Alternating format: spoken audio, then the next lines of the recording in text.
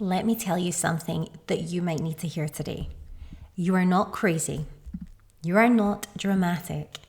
You are not too sensitive. You were conditioned to doubt yourself.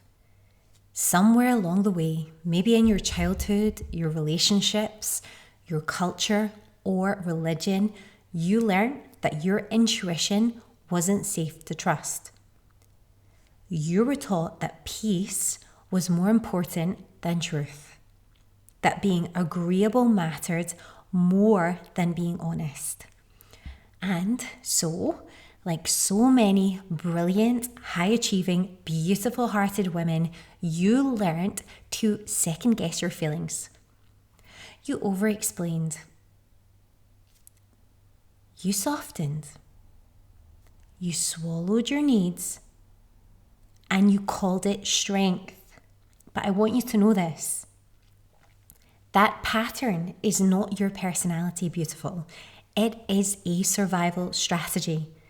And it's one that we are going to gently dismantle right now together. So let's get into this video.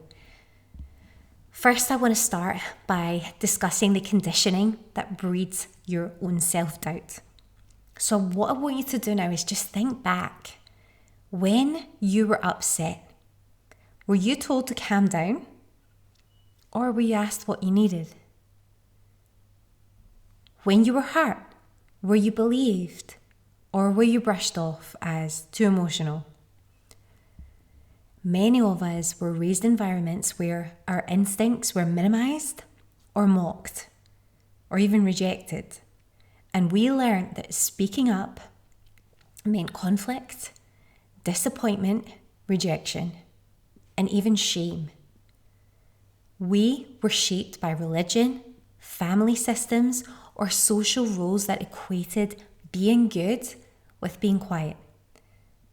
And it's confusing because it doesn't always look like outright abuse or trauma. It honestly can be just as subtle as, why are you always so emotional? Or, you're overthinking again. Or, that didn't happen like that. Or, don't rock the boat. So, instead of listening to yourself, you learn to scan the room, to read the energy, to manage perception, to perform the role. The role that everyone else wanted you to be, as your quote-unquote perfect self. And that's how self-doubt becomes your default, not because you're broken, but because it was safer than being fully you.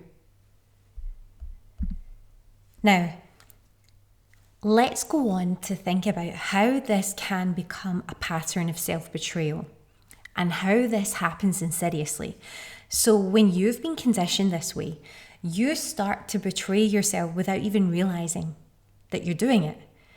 You override your gut instincts because you don't want to be too much. You don't want to put yourself out there in case it's seen as a tall order or you're being entitled. You gaslight yourself and you start to do that before anyone else can because you're so used to those specific reactions. You mistake nervous system dysregulation for intuition, and you keep yourself stuck. Maybe you've asked for what you needed and you've been punished. Maybe you finally spoke up and someone made you feel like you were the problem. So now you just keep the peace. You shrink, you smile and you say, it's fine. And you rationalize with yourself that you're going to get over it and it's better for you to just toughen up and everything doesn't always work out the way we want it. But let me be clear. Self-betrayal might feel like peace on the surface, but inside, beautiful, it is spiritual erosion and your soul is done with it and you know it. And that's why you're watching this video. So I want to help you here. How do we reclaim our trust? How do we reclaim that inner authority and how do we break the cycle? Well, we start by validating our own experience.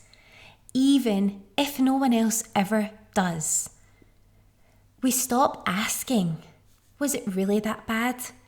And we start saying, my body remembers, and that's enough.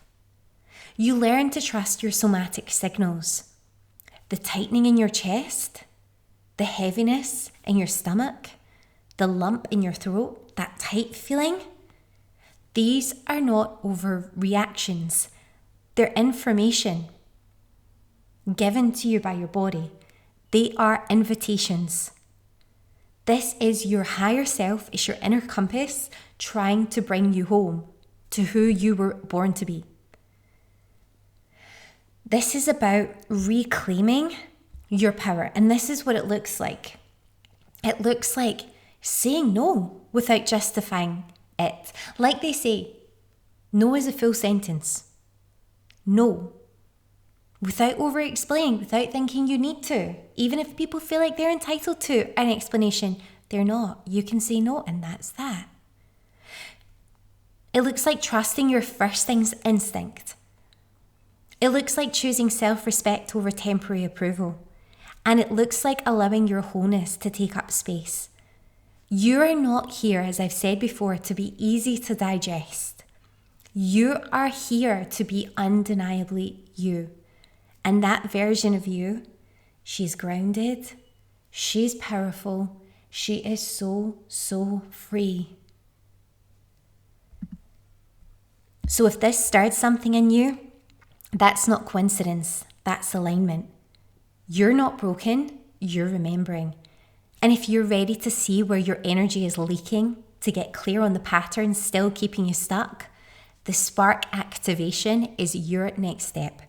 It's a deep, bespoke reflection video created just for you to help you move from stuck to magnetic and help you shed all these layers of confusion, shame, doubt, guilt that you've held on to for too long now. So your link is below. Your rise is already in motion. Drop a flame in the comments if you are reclaiming your truth today. I love you. I see you. I'm Mrs. Manifestation. Keep rising beautiful, and I'll see you in the next episode.